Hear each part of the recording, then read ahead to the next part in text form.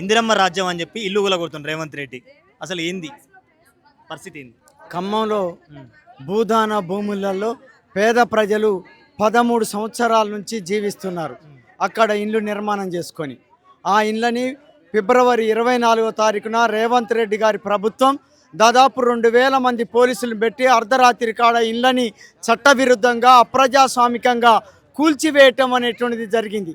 ఈ కూల్చివేతను అక్కడ ఉండేటువంటి నిర్వాసితులు రాజకీయ పార్టీలు ఇది సరికాదని చెప్పి ఖండిస్తూ తమ ఆందోళన కార్యక్రమాన్ని కొనసాగిస్తున్నారు.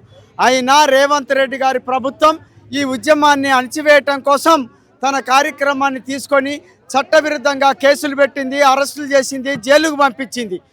అట్లాగే అక్కడ నిర్వాసితులైనటువంటి వాళ్ళందరికీ అదే ప్లేస్లో ఇల్లు కట్టమని చెప్పి నిర్వాసితులు రాజకీయ పార్టీలు ఆందోళన చేస్తున్నాయి. అయినా పట్టించుకోవటం లేదు.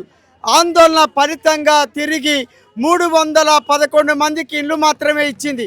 దాదాపు ఇంకా 500 మందికి ఇల్లు ఇవ్వాల్సినటువంటి అవసరం ఉంది. వాళ్ళకి ఇవ్వకుండా ఈ ప్రభుత్వం వ్యవహరిస్తుంది. కాబట్టి సిపిఐఎంఎల్ న్యూ డెమోక్రసీ ఆందోళనలో కార్యక్రమం తీసుకుని ఆందోళనలో భాగంగా హైదరాబాద్లో ఇక్కడ ధర్నాని ఈరోజు నిర్వహించాం. ఈ ధర్నాని కూడా విచ్ఛిన్నం చేయటానికి రాత్రి పోలీసులు వందలాది మంది కార్యకర్తల్ని, ప్రజల్ని, నిర్వాసితుల్ని అరెస్టులు చేసి స్టేషన్లలో నిర్బంధించారు. దీన్ని తీవ్రంగా ఖండిస్తున్నాం. తక్షణమే వాళ్ళకి ఇల్లు నిర్మాణం చేయాలి. ఇల్లు కోల్పోయినటువంటి వాళ్ళకి నష్టపరిహారం ఇవ్వాలి. కేసులు పెట్టినటువంటి వాళ్ళని వెంటనే కేసుల్ని ఎత్తివేయాల్సిందిగా డిమాండ్ చేస్తున్నాం. ఈ సమస్యని పరిష్కరించకుండా నిర్బంధంతో ఉద్యమాన్ని వెనక్కి కొట్టొచ్చని చెప్పి కాంగ్రెస్ ప్రభుత్వం, రేవంత్ రెడ్డి గారు లేదా జిల్లాలో ఉన్నటువంటి ఒక మంత్రులు ఇదే పద్ధతికి పూనుకుంటే మాత్రం రాజకీయ పార్టీల్ని, ప్రజల్ని, ప్రజాస్వామికవాదుల్ని, విద్యార్థుల్ని, మేధావుల్ని అందరినీ కలుపుకొని రానున్న కాలంలో సిపిఐఎంఎల్ న్యూ డెమోక్రసీ ఈ ఉద్యమాన్ని ఉధృతం చేస్తామని చెప్పి ఈ ప్రభుత్వాన్ని హెచ్చరిస్తున్నాం. ఇప్పుడు ఖమ్మం బాధితులకు డబుల్ బెడ్రూమ్ ఇస్తా అని చెప్తున్నాడు మరి రేవంత్ రెడ్డి. డబల్ బెడ్రూమ్ కానీ ఇల్లు కానీ ముందు ఇవ్వమన్నట్టు చెప్తున్నాం. మాటలు కాదు, చేతలలో నిరూపించమని చెప్పి కోరుతున్నాం. ఇవ్వటం లేదు కాబట్టి ఇక్కడ ఉద్యమం కోసం వచ్చాం. అక్కడ జరిగితే ఇక్కడ రావు కదా.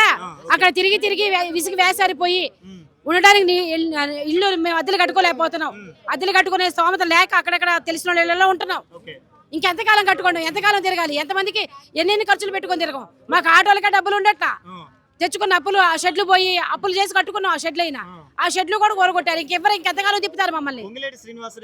కలవలేదు, మాకు చెప్పలేదు, మాకు కలవట్లేదండి. ఏ హామీలు మాకు ఇవ్వలేదు, మాకు చెప్పలా. చెప్తే ఇక్కడ దాకా ఎందుకు వస్తాం? కలిసి మీకు ఇస్తామని చెప్తే మేము ఇక్కడ దాకా ఎందుకు వస్తామండి? మా నాయకులు వీళ్ళు మాకు కొద్దిగా ఓరటిచ్చి మేము ఉంటామని బట్టి వాళ్ళని పట్టుకొని వచ్చాం. మాకు ఈ మాత్రం మాకు సహాయం చేసిన వాళ్ళు కూడా లేరు. ఎవరు కలవలేదు, ఎవరు ఇది చేస్తామని చెప్పిన వాళ్ళు లేరు. అందుకే ఇక్కడ దాకా వచ్చాం మేము. మాకు మాత్రం మా భూమి మాకు ఇవ్వాలి. అది ఏమి ముళ్ళ కంపల్లో ఉన్నప్పుడు ముళ్ళ కంపల్లో నడుచుకుంటూ వెళ్ళాం. కాలి నడకని వెళ్ళాం మేము. అక్కడ ఏమీ లేవు అసలు. ముళ్ళ తుప్పలో రాళ్లలో వెళ్ళాం.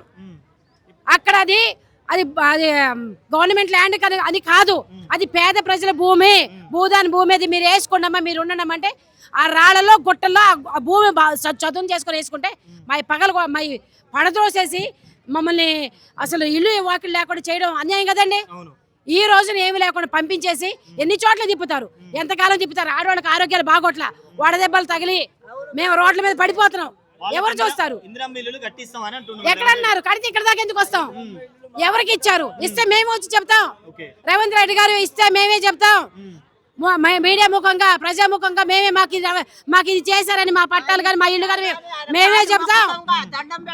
మేమే చెప్తాం. మాకు రాలేదు కాబట్టి ఇక్కడ దాకా వచ్చాం.